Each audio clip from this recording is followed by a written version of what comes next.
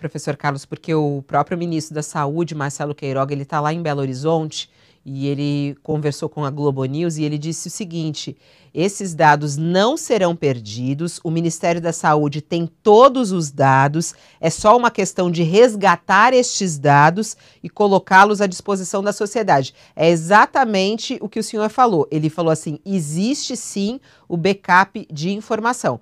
Bom, se o ministro disse, não sei. Podemos acreditar, Botelho, que temos os dados lá guardados ou não? E aí eu já passo a palavra para você, Botelho, para a sua análise jurídica desse caso, né, claro, e também a coincidência, porque isso acontece num momento em que o governo brasileiro se nega a obrigar o passaporte da vacina no Brasil, segundo o próprio presidente Jair Bolsonaro, voltou a falar ontem na live dele, não vai obrigar, porque ele mesmo, se sair do país, não pode voltar, ele mesmo falou isso, né? E aí, esse é o aplicativo que as pessoas podem comprovar que tomaram as vacinas, né?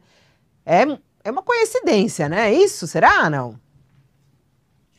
Olha, Fabiola, primeiro com relação ao backup, né? Se não tiver um backup dessas informações, informações sensíveis como essa, acho que nós temos que abandonar tudo e, não sei, viver nas árvores, na copa das árvores, porque seria uma irresponsabilidade, para dizer o mínimo, que o governo não mantivesse. Então, acredito que, de fato, haja um backup, mas como o Carlos falou, esse backup, para ser reintegrado ao sistema, ele demora um tempo. E aí que a gente começa a falar sobre essa coincidência. E a minha preocupação vai por aí.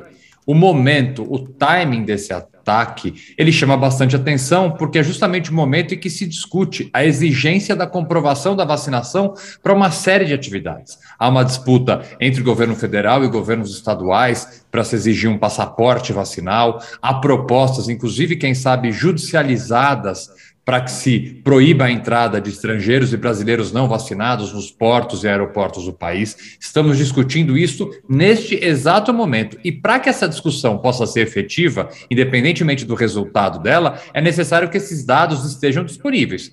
Então, por mais que tenha um backup e que isso vá voltar a esse sistema, este atraso pode ser um indicativo de que esse ataque hacker não seja simplesmente um ataque comum, como, infelizmente, ao longo desse ano nós vimos tantos acontecer.